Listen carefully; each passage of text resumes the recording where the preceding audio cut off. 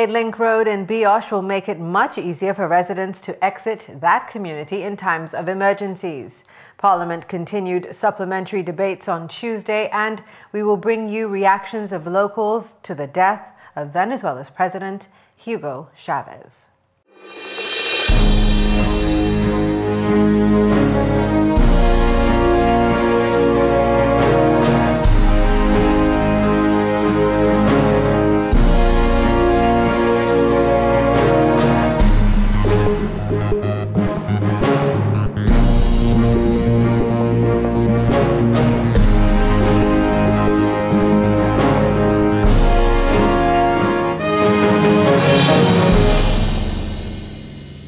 Hello and welcome to yet another edition of National Focus. I'm Fontaine. And I'm Jarna. Hector. Stay with us for details of the news after the break.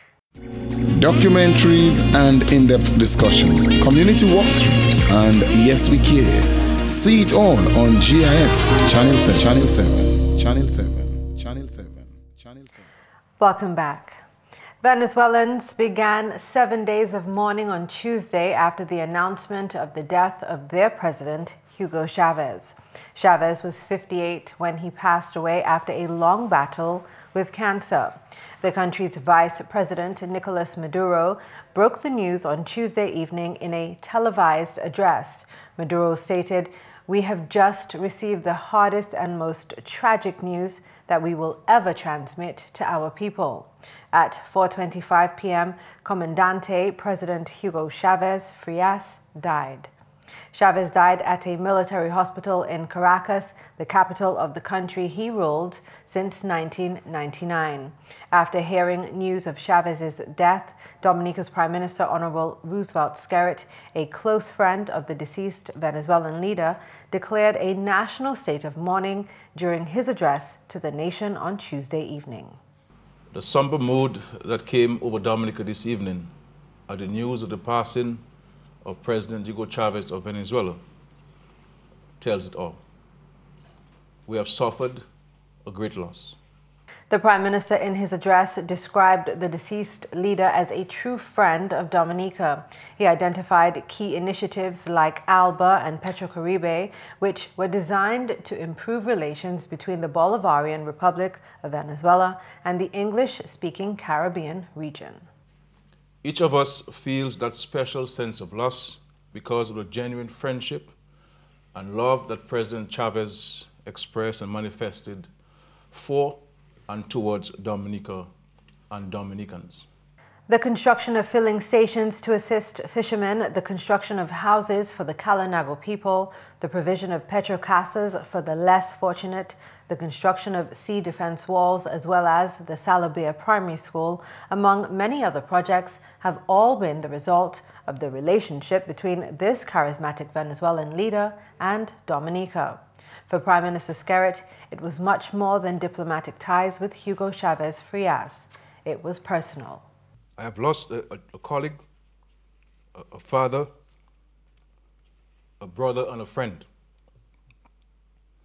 Hugo Chavez held my hand in the brightest and darkest hours of my tenure to date as your Prime Minister.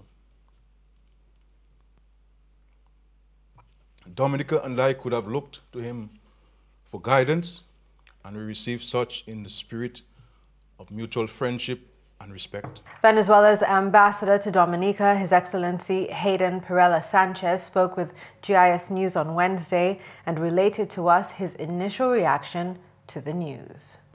My first reaction, obviously, is sadness. We have lost a leader, we have lost a friend, but this was made a bit easier with the solidarity of the people of Dominica. His Excellency Ambassador Perella Sanchez remains optimistic that the death of President Chavez will not dampen the existing relations between Dominica and Venezuela. The government intends to continue every project that was established while the government of Hugo Chavez. We have Petrocaribe, ALBA, and UNASUR. We have a legacy to continue, and it was his words, it was his desire, and we will continue to ensure that these come to a successful end. GIS News sought the reaction of the Fisheries Minister, Honorable Dr. Kenneth Daru, to the death of the Venezuelan president. The death of President Hugo Chavez, Comandante-en-Jefe Hugo Chavez, is very sad news to us in Dominica and the wider Caribbean region by extension. I'm sure a number of other countries the world over.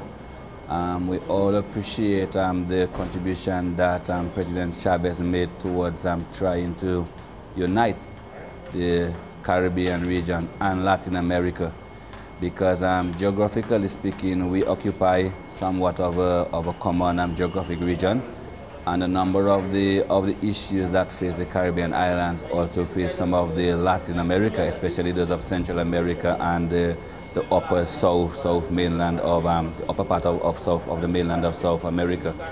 So we join the rest of the world, the Venezuelan people, in mourning his death. Harold Seeley benefited from the Venezuelan-funded eye care program through which hundreds of Dominicans received free eye care in Cuba.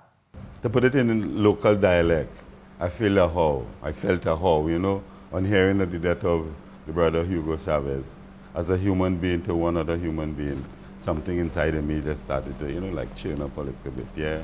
Because I remember, I can say thanks to him, I spent 40 days in Cuba, you know, seeing about my eyes. Injury I got whilst in my youth playing cricket then. I met a lash in this eye. I had an operation in it, but as time goes by, I needed to do a checkup and, you know, right.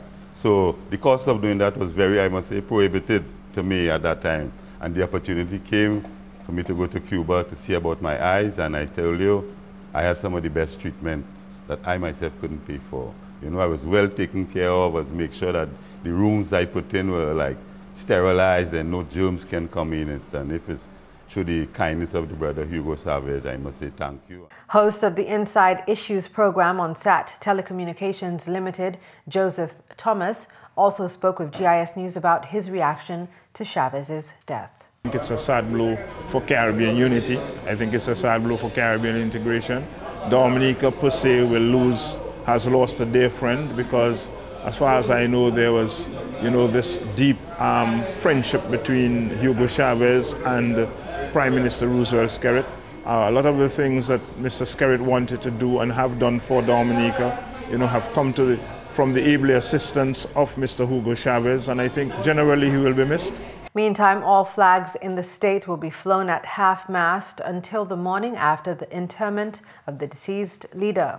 A memorial mass will also be held at the St. Alphonsus Roman Catholic Church on Thursday at 5 p.m. Here we will join officials of the Venezuelan Embassy in Roseau and other Venezuelan interests in Dominica in celebrating the life of our late brother and comrade.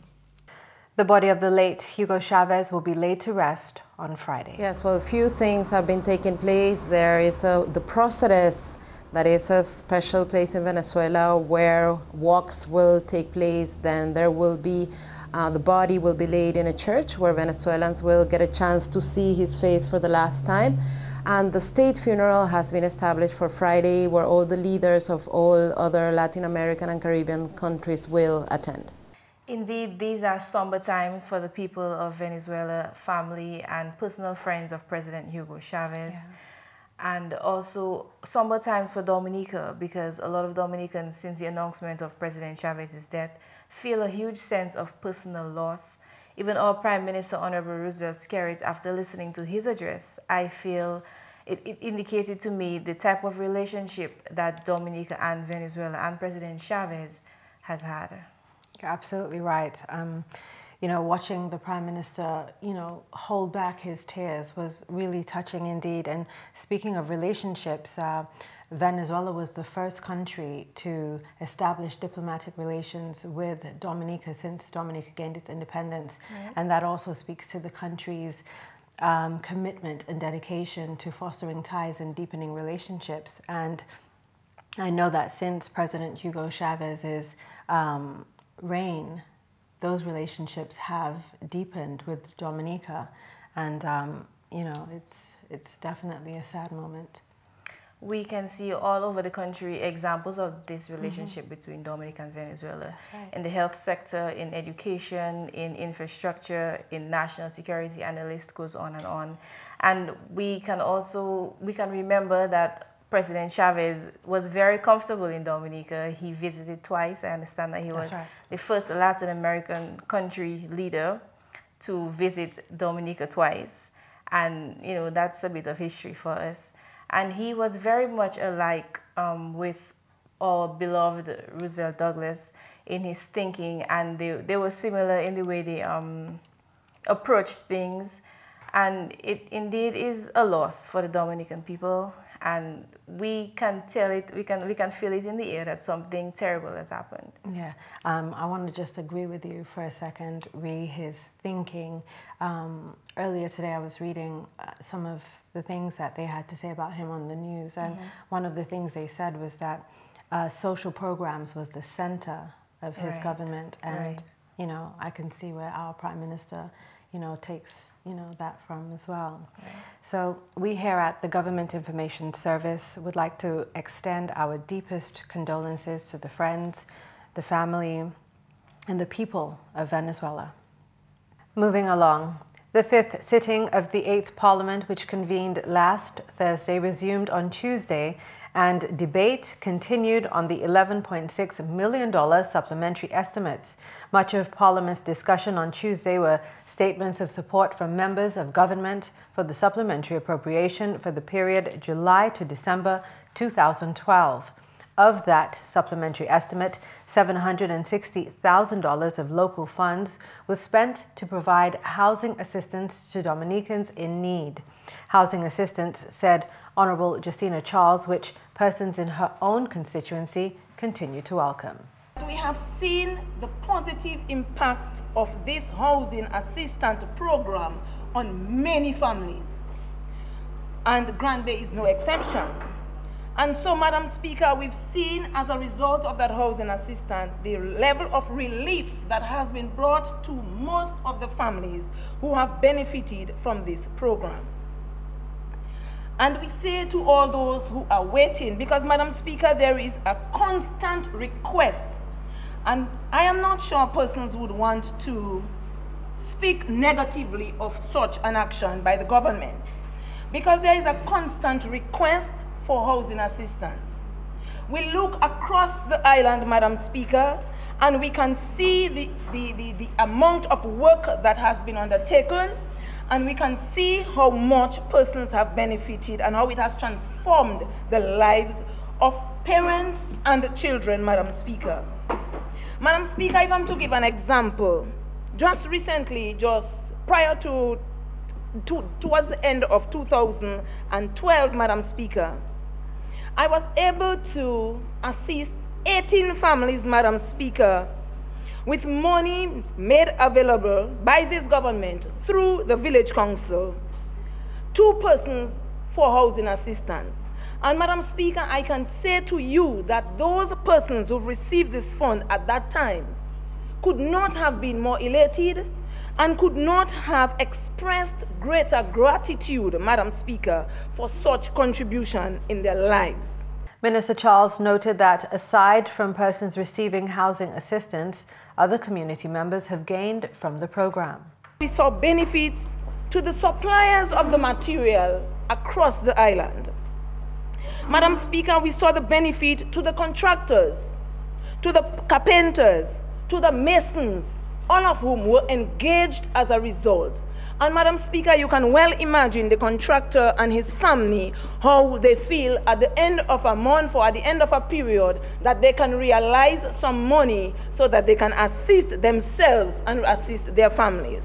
The minister made special mention of the loan facility made available by government through the Aid Bank.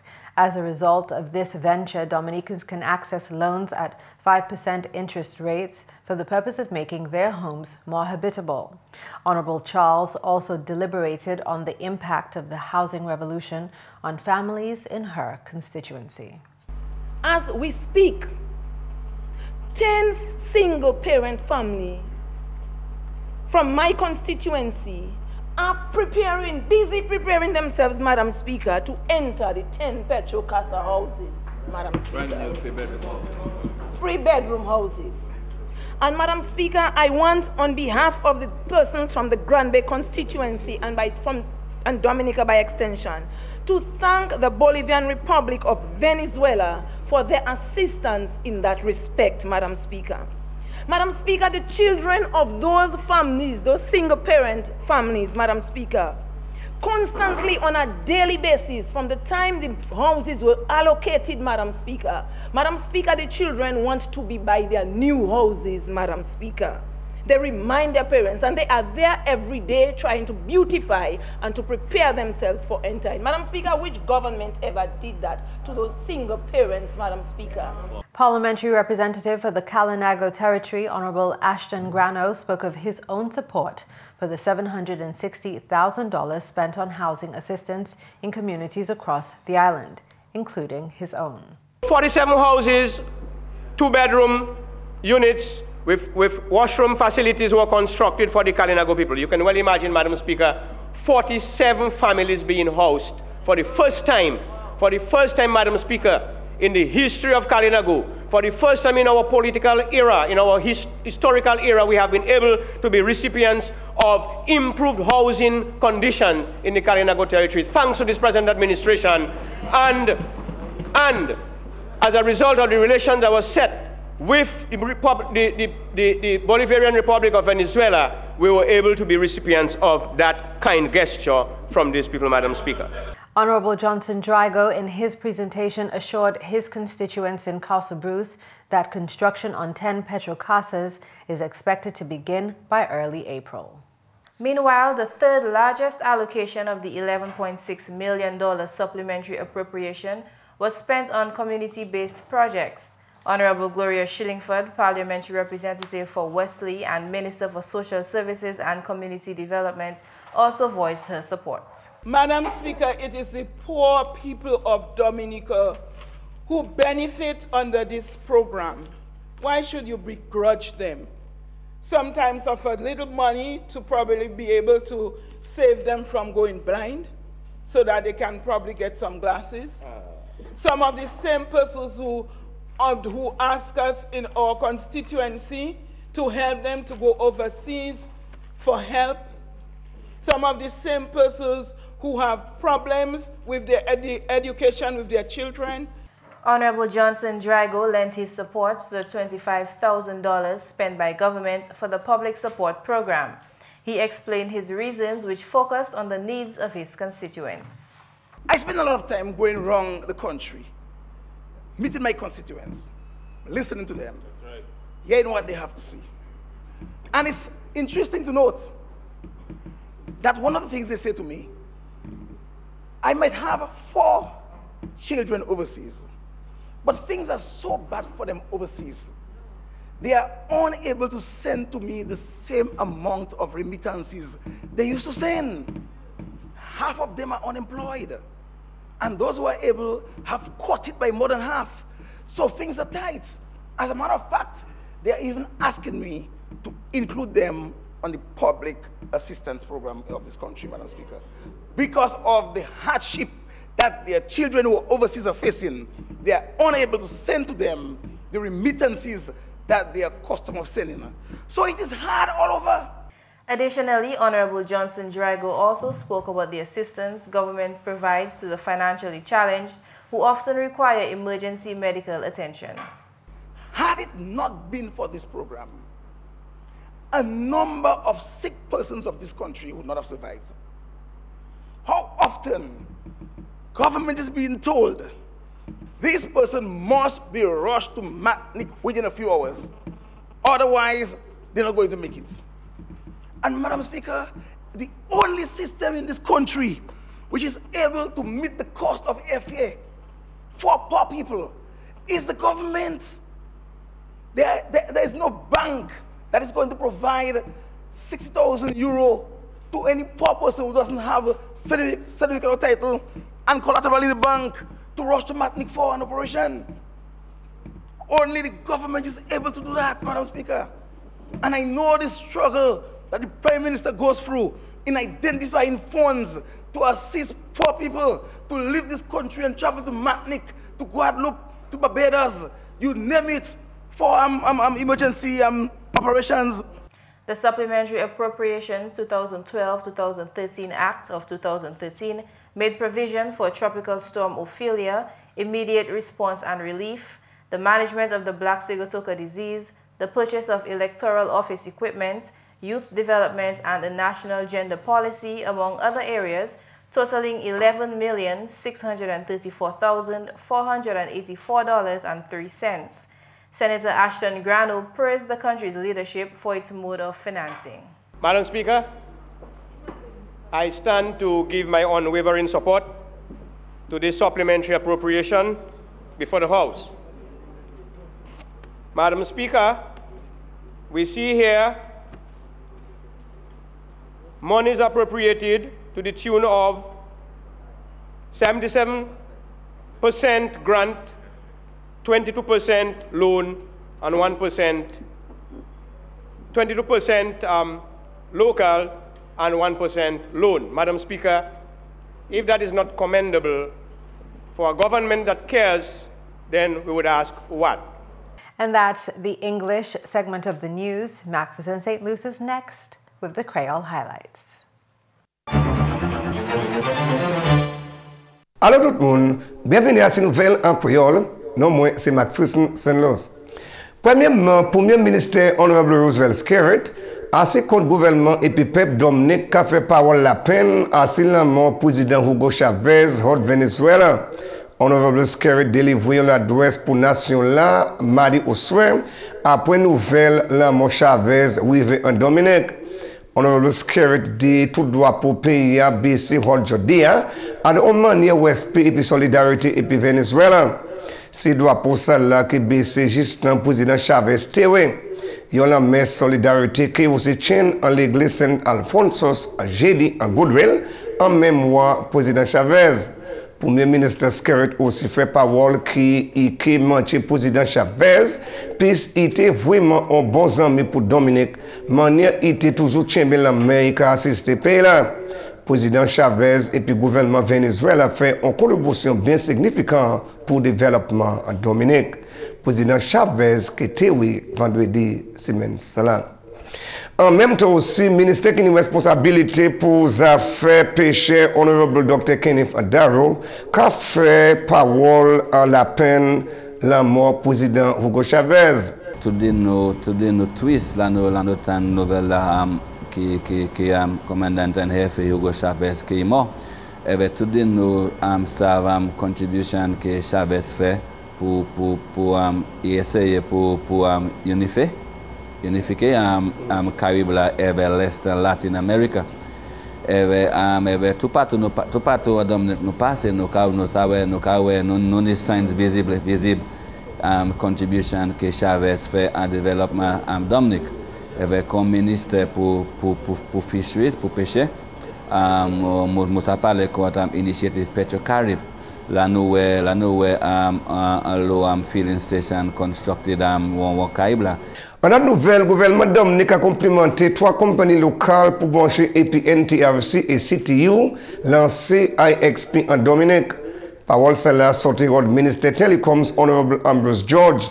Line, Sat Television avec Mapping, qui décidé pour venir ça avec une collaboration avec Caribbean Telecommunications Union à Trinidad.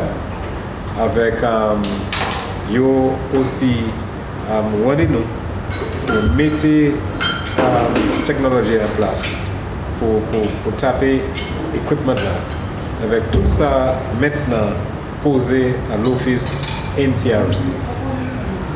Avec service là nous commencer avec internet service tout local traffic qui reste local en Dominique. En d'autres nouvelles, débat continue en Parlement à ces supplementary estimates à valer plus de $11 millions. Ministère agriculture Honorable Matthew Walter, once pour pousser estimates là qu'a fait parole, qui ça c'est évidence manière gouvernement Dominica manager finance pays là. Honorable Walter aussi parlé contre bagaille en bas ministry. Il parlait contre l'effort gouvernement travail pour manager Black Sigatoka en Dominique. Ministre Walter dit en juillet pour décembre l'année passée, le gouvernement dépensé $600 000 pour combattre la maladie là qui a affecté plusieurs occasions agricoles en pays là. Honorable Walter aussi crié à l'opposition pour assister le gouvernement à détruire la maladie là. Ministre Walter aussi parlé contre l'effort gouvernement pour gommer au compte maladie qui a affecté cette chose dans le pays là. Jardin botanique a aussi un support pour habitants ont placé plan qui dommagé ministre Walter fait report. Et puis finalement, au projet DAL, ça a créé storm drain qui bâtit en fond coulé, check temps qui passe, qui a continué à protéger la communauté là pendant que l'appli a tombé. C'est DAL ça là, c'est DAL qui est spécial, qui bâtit pour faciliter autant de l'eau, l'année de la pluie. Organisation SIDEM et puis gouvernement Dominique te bâti projet là en valeur avec $60 000. Quand même exécutif directeur SIDEM Jeremy Collymore ensemble et puis officier l'office des As Dominique visité projet la semaine passée. C'est le manager l'office des As en Dominique Steve Joseph communauté là en ordre c'est le projet salon. D'autres plans c'est pour bâtir d'autres projets comme ça, d'autres l'occasion en fond coulé. Messieurs, mesdames, ça c'est tout pour nouvelles en créole pour à présent. Non, moi c'est McPherson, Luce. Au revoir. Stay tuned to learn a few tips on how to develop a healthy attitude.